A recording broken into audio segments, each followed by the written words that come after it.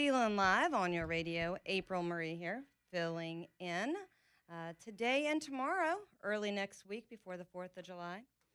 AJ trying to keep me out of trouble. How's it going over there? I'm talking to him and he doesn't have headphones on. I don't know what's happening.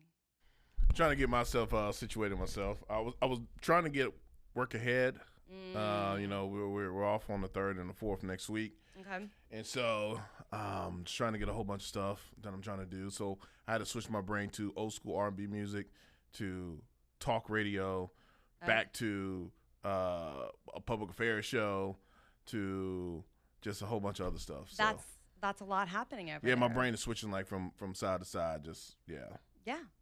It was kind of fun coming in and listening to Brian Dawson. He really does do a great job. Mm-hmm. He's got his own podcast. For those of you who need more Brian Dawson in your life, the 1819 podcast is Brian. And so coming in, it was like, okay, this is cool. This is like the 1819 podcast on 99.5. Mm-hmm. I dig it. Yeah. I dig it. So, but here's so we have similar styles. Me, Brian, and Jeff Poor. We kind of all a little bit more like each other than I think either of the guys would care to admit. And so you're going to get a lot of the same type of messages. It's kind of fun to hear him because we do think alike. Let's see. Coming into today, what's going on around the country? The left is determined to make it look like Trump's event yesterday. His speech didn't go well. People were leaving early. The meeting in the Senate was bad. I know people do this, and I'm looking forward to seeing the most up to date of these. But the left wing media spends so much time convincing those who live within their echo chamber and only hear from those leftist media outlets that that his favorability is going down and people are tired of him. No, we're thrilled. We're thrilled. As we come upon Independence Day, as we come upon 4th of July, we have a lot more to celebrate under this White House than we definitely did in a year of Joe Biden. Absolutely.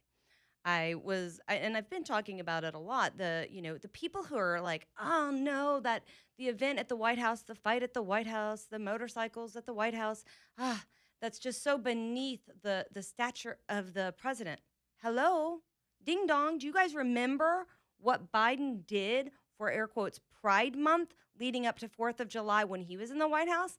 Because it was disgusting.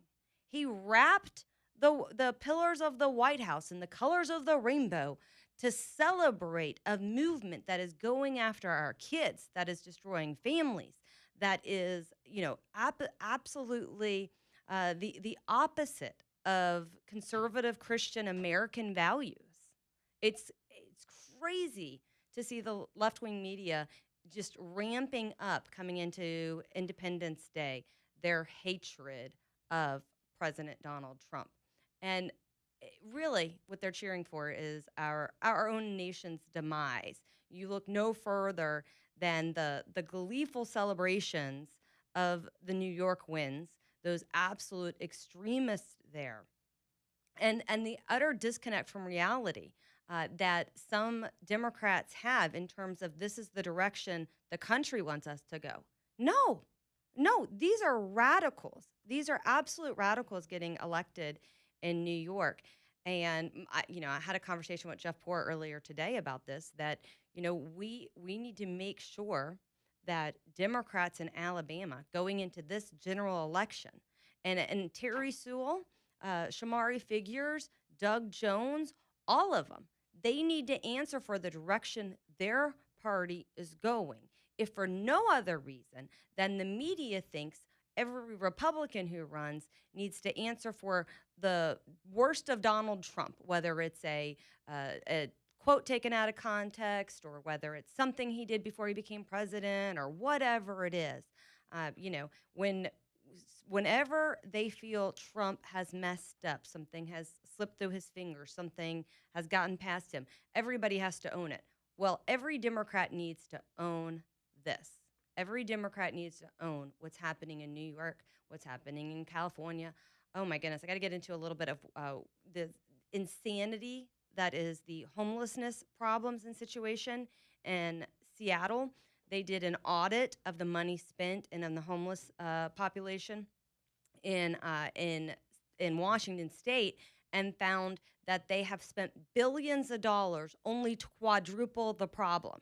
So essentially, the services that were the money that was given to help a few ended up not only not helping the few, they end up attracting people and making the problems exponentially worse.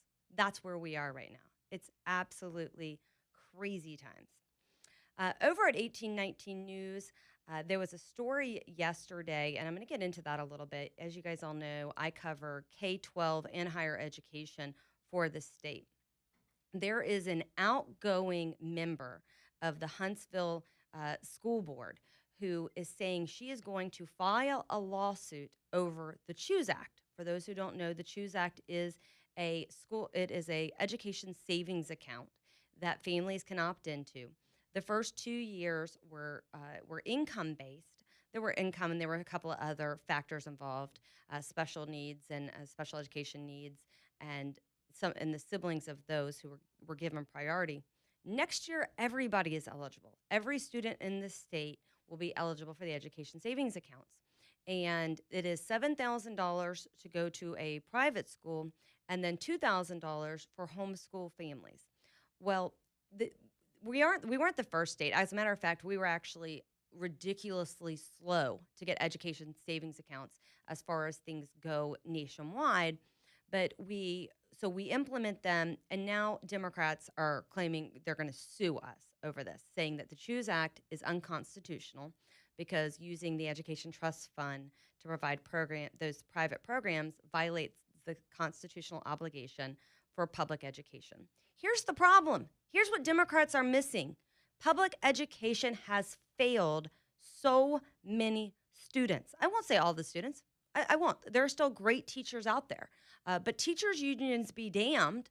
The schools that are succeeding are doing so because of parent involvement, because of hard-working teachers. They're doing it in spite of, not because of, the actions of teachers' unions.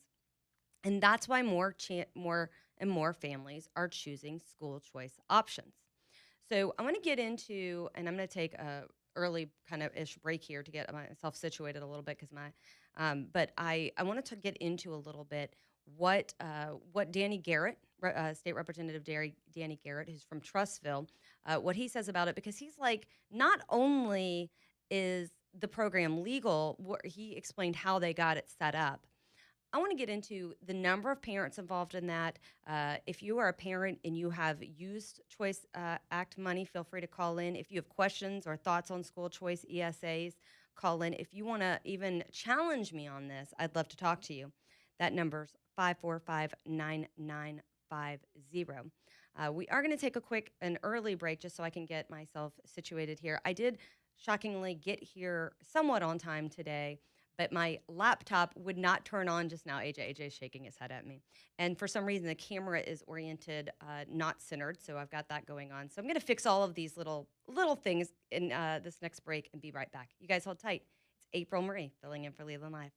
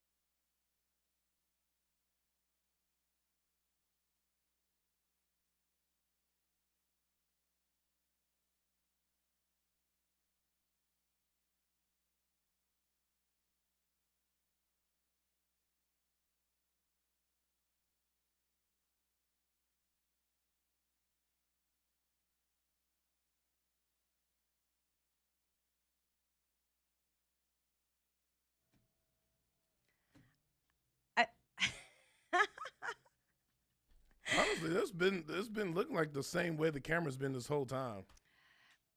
So it's different, but we're just gonna roll with it. April Marie here, filling in for Leland. I'm sending Damien a message because he was gonna come say hi, but I don't know if he is. We'll see. We'll see about that. Um, so I got into one of the. Let me tell y'all what we're going to talk about today. So we're going to talk a little bit about education, school choice, this potential lawsuit. It's interesting because over in Florida, the teachers unions have filed the exact same lawsuit against that state. So there's a concerted effort to undermine school choice programs that are hugely effective. I mean, Alabama's school choice and Choose Act program has had record numbers every year. It's exponentially growing in terms of the applications. The application this year was March 31st. Over 49,000 students. You heard that, 49,000 students. Their families applied for them to qualify for the Choose Act. So next year, all families, regardless of income, will be eligible. Like I said, it can go towards private schools, and there's $7,000 towards private school tuition, and then there's $2,000 for homeschool per child per homeschool, up to 2 kids. I really wish the legislature, and would like to see the legislature change that cap, because we know a lot of homeschooling families have more than 2 kids. Just for those of you out there going, oh no, so much money could be wasted or there could be fraud. No, the way the state does it is the Department of Revenue holds your what they could call a wallet, a digital wallet. So no money actually comes to the parent. So if AJ were to put his kids into a private school, or let's say homeschooling is an even better option. If they wanted to go to a private school, there's a list of schools that take the money, and they go through the school directly. And then if they are homeschooling, there's a list of vendors, the curriculum, the books, the things that are approved purchases, and the money again goes to the vendor. So there's no opportunity for a parent to say they're buying something, they're buying textbooks and not buy those textbooks, or get money back or do anything squirrely that way. It's really the state is using those and controlling those dollars. So as I said yesterday, 1819 News reported on a Democrat, a liberal, saying she's suing the state for the Choose Act. She wants only public school. Again, you would not have the parents of 49,000 students trying to leave the system if the system was working. It's not. It's not one size fits all education. Families should not be trapped in failing schools. If you've got a great school, a great program that's working for you, awesome. Leave your kids there. All the families will choose to leave their kids there. But there's a number of ways that public schools fail kids. One is it's an environment that's not conducive to children learning, having their own ideas, being independent, being told to sit down, shut up, and learn at the same pace of everyone around you, minus the distractions of the worst behaved kids in your class. I mean, the concept itself, when you say it out loud as an adult who can use reason, it sounds pretty stupid. And it has gotten worse and worse through the years. You know, we used to have recess. We used to have teachers who were really engaged, apolitical, teachers who were, if they were instilling values, they were values that were consistent with what the families were having at home, not leftist ideology. But no, now they have that. You've got textbooks that's sneaking in ridiculous stuff. Even as state textbooks approved by the state of Alabama, we've seen delays in textbook recommendations on a statewide level because of the way that it does not approach things in classrooms the way it should. American history specifically, you know, there'll be an emphasis on certain parts and certain people and that are just biased. We have the kind of dumbing down of kids, the teaching to the lowest common denominator, and kids who thrive and excel, those gifted programs, well, they've been deemed racist. They've been deemed unnecessary. And so, you know, especially around central Alabama, you've got schools and school systems that are phenomenal, and then schools and school systems that are, you know, barely getting by. And now we've got essentially the Department of Education, and I fought Republicans for this. Oh, we can no longer say it's a failing school, or we'll say the school is improved, no matter the fact that half of the kids are not proficient in math, English, or science. Or no, never mind that they're improving. Speaking of which, some of them are. And that is because Republicans are demanding accountability through the Literacy Act, which says, shockingly, you can't just keep failing kids all the way through graduation.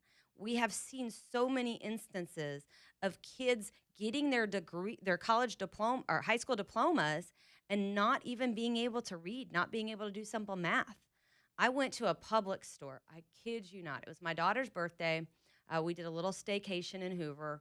I went to a Publix and was getting a cake written, and it was just happy birthday with her name.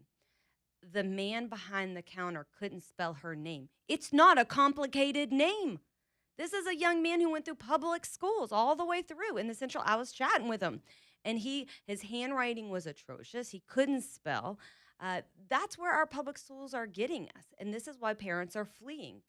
Parents are choosing to leave.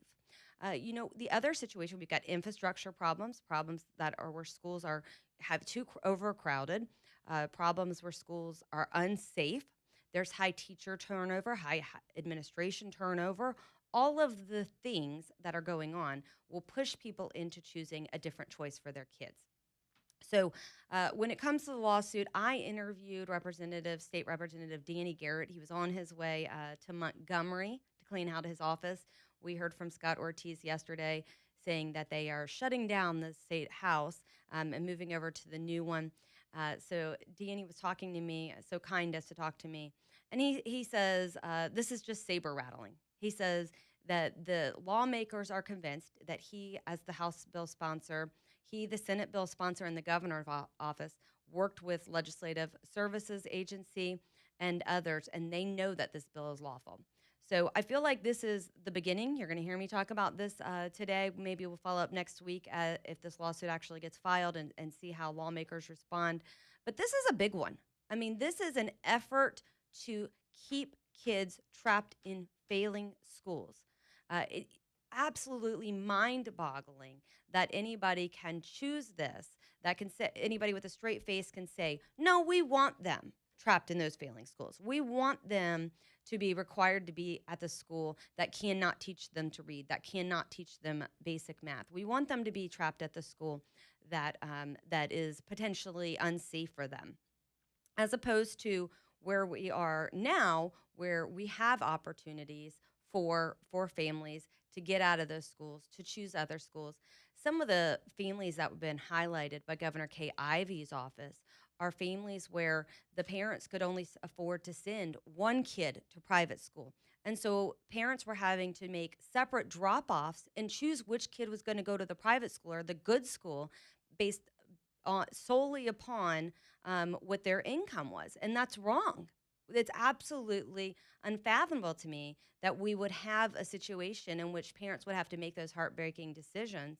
And so like I said, I'm incredibly grateful for our lawmakers for what they've done so far. I do believe that they do need to work harder and do away with the 2-kid cap on school choice. A lot of families that choose to school their kids using school choice, they'll have, Brian Dawson's family. I don't know that he'd take that, but has a number of kids. I know a number of families with 3 to 5 kids. That's not uncommon. So we've got to remove that cap, and we've got to take back the narrative. This idea that conservatives are setting up public schools to fail. It's a total lie. It's based on a myth. It's absolutely really ridiculous, is what it is. So we'll talk about that a little bit later. We may even get somebody to talk about the state of our education system before I am done filling in for Leland next Wednesday. So looking at what we've got coming ahead today, after the next break, I'm going to have on with me one of my absolute favorites in the Second Amendment world, Willis Lee. He is a board member with the NRA. We're going to talk about, there's actually been a couple of big kind of Second Amendment news things happening. I'm going to send AJ a clip. We've got President Donald Trump promising to revisit national right to carry. So we'll talk about that. And then a big decision coming out of SCOTUS that deals with property rights and Second Amendment rights, and the idea that you have to tell people and get express permission to carry. So we'll talk about that decision. Of course, we've got what's going on with the Iran. We'll keep us updated on that situation. We've got just so much happening today. I tell you. So we're gonna get on all those things and more after this next break. If you are just tuning in, you can find me, April Marie, on X over at APRYLMARIE. And we'll be back in just a minute after this commercial break. You guys hold tight.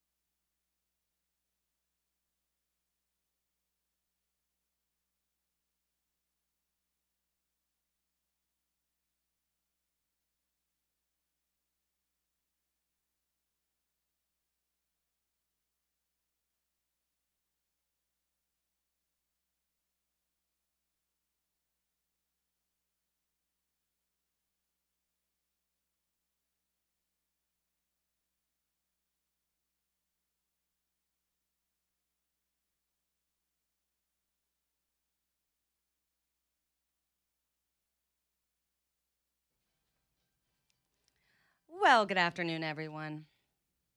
We're all put together over here. Whoop whoop. Better late than never. I say that as I fix my hair.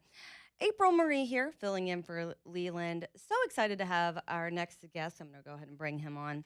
Willis Lee. He is one of my favorite NRA directors. Welcome to the program, Willis. Thanks, April Marie. It's good to be here. I hope you're doing well today. What do you have for me? I am pretty excited actually. There are great decisions coming out of SCOTUS this week, and the president giving a shout out to the NRA in his speech at Mack Trucks. Let's listen to that clip real quick before we jump into our conversation. The NRA, everybody, they really have been. They've been with me right from the beginning. And Bill asked me, would I support the national right to carry legislation? How do you feel about national right to carry?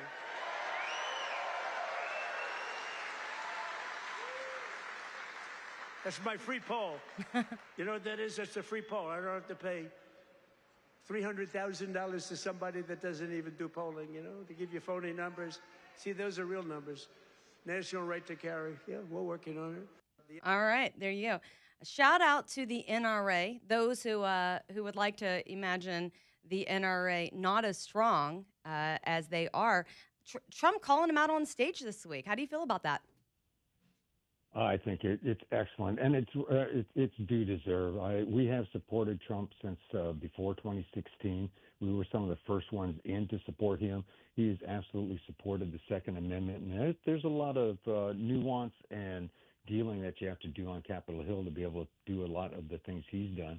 One of the most important things is how he has helped to allow DOJ to revamp their Civil Rights Division to actually prosecute or go after folks who are violating our Second Amendment rights. So he's done a super job. So on stage, hearing him say that, supporting national right to carry is great for all of our membership and all of America. Yeah, a constitutional win. So I was kind of get into national right to carry. So we have a patchwork of state laws related to carry. Here in Alabama, we did a couple of years back, finally defeat the sheriffs, who, by the way, were fighting because they were getting the fees that came in for concealed carry permits. So we became a constitutional carry state, which is we have both open carry lawful in the state and no permit required. Some states don't have that. Some states you still have to have a permit. Some states it's really hard to get a permit. What would that mean for those who exercise their Second Amendment rights if we were to have national right to carry? Well, you're absolutely right on the difficulty that we have being able to defend ourselves. And I'll just give one example that I was on the East Coast recently, and I was traveling from Virginia east to Delaware. So to go, in my case, in Virginia, I could carry. I have a carry permit. But then to go to any parts of Maryland, I have to have the firearm and ammunition in separate locked boxes in the trunk of my automobile. And if I were to have any, as an example, hollow point ammunition that I use for personal protection, I couldn't carry that at all in New Jersey, but I don't have reciprocity, so I couldn't even have a firearm in my trunk in New Jersey, and then get to Delaware where they have reciprocity with Virginia, so I could, again, carry a firearm. Those type of difficulties occur to all of us and anyone who's interested in defending themselves. National right to carry or national reciprocity would alleviate that. It'd be almost like, and I don't like comparing this to a driver's license because that is a right granted to us or a gift granted to us by government, as opposed to the Second Amendment, which is our God-given right to defend ourselves. But with the Second Amendment and national reciprocity, we'd be able to travel across the states with our firearms, being able to defend ourselves, subject to local firearms rules, but that's not unusual anyway, even if we travel now. Yeah, President Trump has really gone above and beyond, and not just Trump, but his administration. We are seeing regulations. It looks as though ATF is starting to be followed by somebody who actually knows something about exercising the Second Amendment. As you mentioned earlier, DOJ. So a lot to celebrate there. The other thing that happened this week is the Hawaii SCOTUS opinion. Can you tell us a little about that? Yeah, this is tremendous, and this is two lawyers in particular Beck and O'Grady, who have done a lot of work in Hawaii, they've now opened up the door and got a case all the way to the Supreme Court, which got a ruling this yesterday. Just yesterday. Effectively, Hawaii, which is extremely anti-gun, had passed legislation that turned around all of the norms and said, as an example, if you are a private landowner, if you don't give explicit permission for somebody to have a firearm on your property, they're not allowed to come on there. The Supreme Court just overturned that legislation. It doesn't apply to just Hawaii. It'll be national. There are other jurisdictions and other states that try to do that, but it's a huge win. It also dispelled a lot of the myth that the left uses to support gun control, to include some outmoded Jim Crow laws and things like that. So there's a huge win for Beck and O'Grady, and I appreciate what they've done for all of us. Yeah, it's so funny because I think the tides are changing. We're starting to see that that the courts do respect the Second Amendment. This U.S. Supreme Court does respect the Second Amendment, and we're starting to kind of see some of these both regulations and laws, walked back. And then again, it's not even that we're gaining rights; it's that we're having the courts strike down. Or having the president strike down state laws that prohibit us from actually exercising that constitutional God-given right to defend ourselves or to exercise the Second Amendment. No, well, you're absolutely right. Now, the catch is we have to have somebody to enforce the Bruen decision, to enforce these Supreme Court decisions. And until that happens, a lot of these jurisdictions, New York City as an example, Chicago, are just going to keep coming up with more legislation. We're seeing it in Virginia right now, this overwhelming amount of legislation that is unconstitutional. They know it's unconstitutional, but it'll have to go through the court systems. But we need somebody to enforce these rulings as they go forward. Can I flip back to national reciprocity? Absolutely. Okay, look, here's one of the issues is national reciprocity has passed before. It's gotten to the U.S. House at least once, maybe twice. The catch is to get it to the Senate, you need 60 votes for cloture, and then you need to have a majority to vote for it. We got close. In 2018, we had gotten it through the U.S. House and finally found 40 co-sponsors in the Senate. And the next week, Parkland shooting occurred, and that effort fell apart. Well, right now we're working on it again. It'll get to. We think we can get it to the House, but in the Senate, getting 60 votes. Senator Mike Lee Yep. has a great bill coming forward. It's actually national constitutional carry, but so far only has 7 sponsors. So That's meeting those frustrating. thresholds will be tough.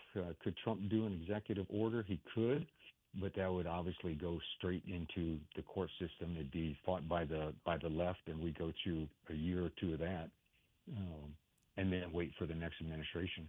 So getting it through actual legislation on a national basis is still a tough one, and comes down to what you and I always talk about. You have to win elections. Yeah, absolutely, you do, and we are fortunate. We know that coming in, we've got Senator Tommy Tuberville, who has been a strong Second Amendment supporter, coming in to be our governor here. We have Barry Moore, who was, I believe, if I'm recalling correctly, I'm pretty sure he was an NRA endorsed candidate, NRA PVF endorsed candidate, replacing Tuberville in the U.S. Senate. It begs, and it's. We have a contested, obviously, we've got Doug Jones, who we know to be very anti-Second Amendment, challenging Tommy Tuberville for the governorship here. But it's a good reminder when we're talking about making sure our rights are protected, that we have to elect people who value and understand those rights. Absolutely. But I tell you what, Alabama is one of our stalwarts that we count on Alabama to protect our Second Amendment rights, and that's important, and Alabama always has, and we count on that going forward. Obviously, the other states we need to make inroads in, but one of the difficulties we're finding, even with places that we count on, like, say, Texas, for instance, Florida, is a lot of those blue folks leaving their overly communist-run states to move to red states, Yes. and then trying to enact new state legislation. So frustrating. Don't New York, Florida. Don't New York, Alabama. Go ahead and stay yourself there if that's what you're going to try to vote for or what you're going to try to bring there. We have said this in Alabama and watched people move here because we've got an economy, whether it's in Huntsville with the expansion of jobs there, Port of Mobile, wherever, and we say do not bring those policies here. We do not want them. We do not need them.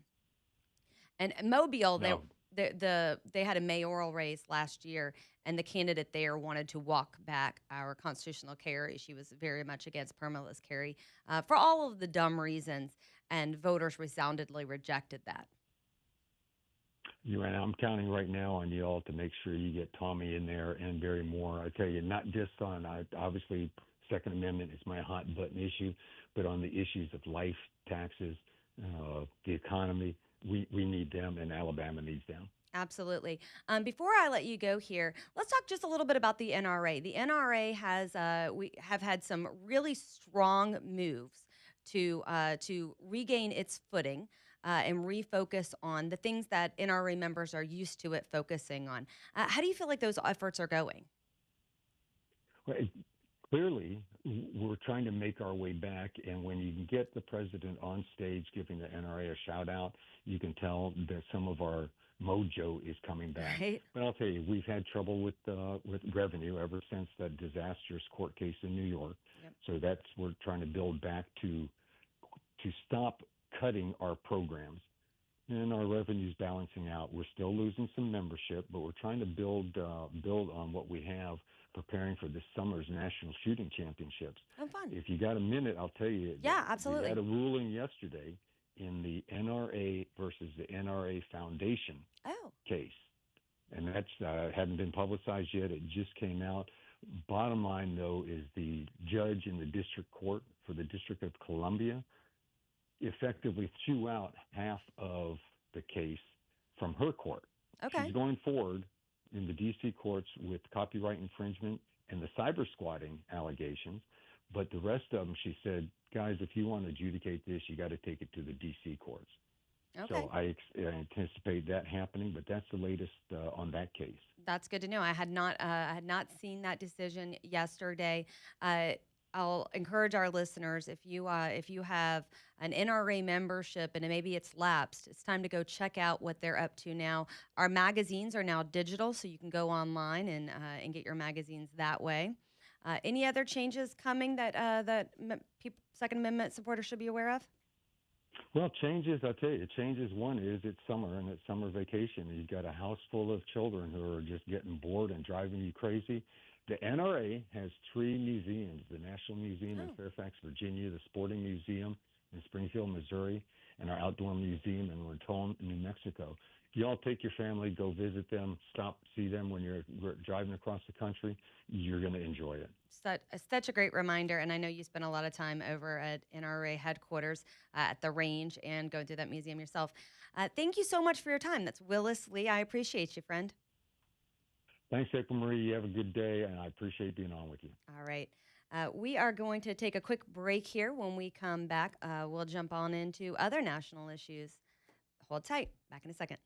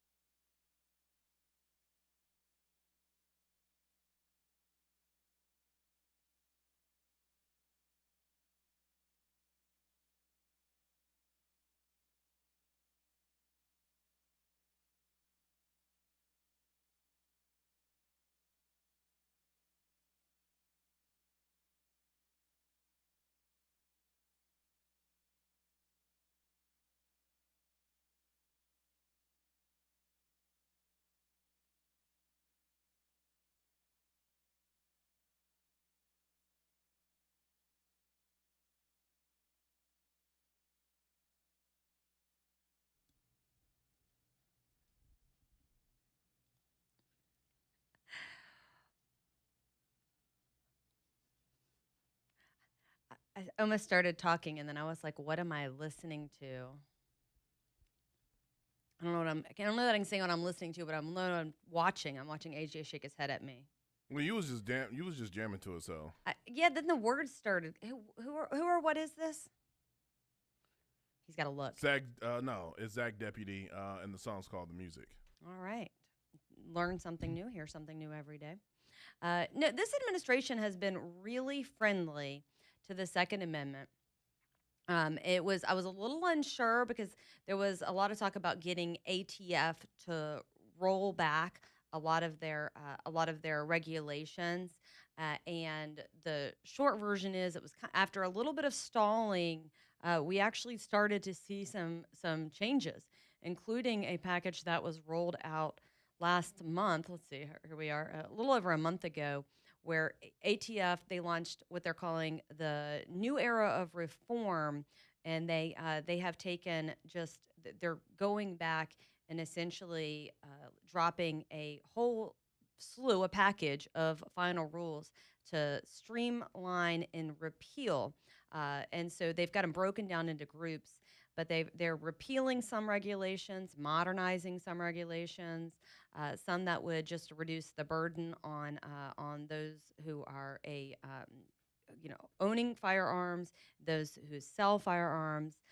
They're doing a lot, and I think what we're going to see is, whereas the Biden administration was, hyper and super aggressive on, weighing in on against the lawful ownership of firearms and firearm accessories, we're going to see the Trump administration really starting to back off of that.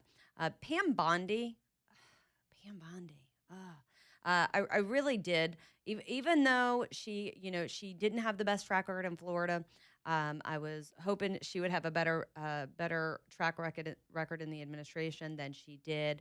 But we are starting to turn a corner there. Trump name dropping the NRA is also a good sign. I feel like he was a little bit more cautious within the last year and a half. He didn't even go to. I don't think he's been to the last 2 annual meetings, if I'm thinking about it correctly, and which is kind of new for him because he had been going to meetings. That was a big part of his base. So seeing the NRA, kind of step up and regrow. Willis was talking about membership, and it has been reported that membership has been stagnant. I tell people all the time, because obviously I'm a Bama-Carey member, I'm an NRA member. I do follow a lot of other gun groups, gun advocacy, Second Amendment advocacy groups, but the NRA is the staple. When somebody is running for office as a liberal, they don't just run that they're going to infringe on your rights. They run against the NRA, because the NRA is the institution that has built up the reputation for fighting back. Now, in the last, I don't know, whether it's, I'd say 5 to 7 years, they ended up losing sight. There was a lot of internal strife, especially when it came to the lawsuit brought by Letitia James in New York, and which that was a witch hunt. And I tell people, that was a witch hunt. And then if you follow all the evidence of the trial and the verdicts, what you find is she found witches. She went on a witch hunt, wanted to find bad things, and did. And the NRA has worked so hard, and the current president there has worked so hard in restoring trust and repairing the reputation of the NRA, that I really, in rebuilding bridges with the local organizations, state organizations across the country who had felt burned by those off years of the NRA where they weren't doing what they were originally intended to do. And so I think big changes are coming. I love that. I love that President Trump is getting out ahead of this. Nobody was talking about, in the mainstream media, people were not talking about national right to carry. And in that kind of wide-ranging speech, he brought it up. He brought up the NRA. And I tell people, if you aren't a big Second Amendment person, if you're like, well, why do people even need guns? I sometimes will speak to groups about this. There are a lot of reasons people will own firearms, and you don't have to like any of them. You don't have to understand any of them, but the Constitution protects that right, protects our right. So why do people have guns? And feel free, I'll open up the phone lines on this if you've got Second Amendment thoughts. It is whether they intend to hunt, whether it's recreational shooting, whether it's for self-defense. It doesn't, whether they're competitive shooters. There are a number of reasons that somebody would support the Second Amendment. I have spoken to individuals who are like, I never have the intention of owning a firearm. I don't like to shoot. I don't like them. I don't want a gun in my house for whatever reason. But they're still strong supporters of the Second Amendment because they know when that right goes, so does the other ones. When Americans lose the right to defend their property, defend their house, and stand up against big government, that's when we're going to have problems. All right, when we come back, we'll get into some of the other national news headlines in just a little bit. You guys stay tuned.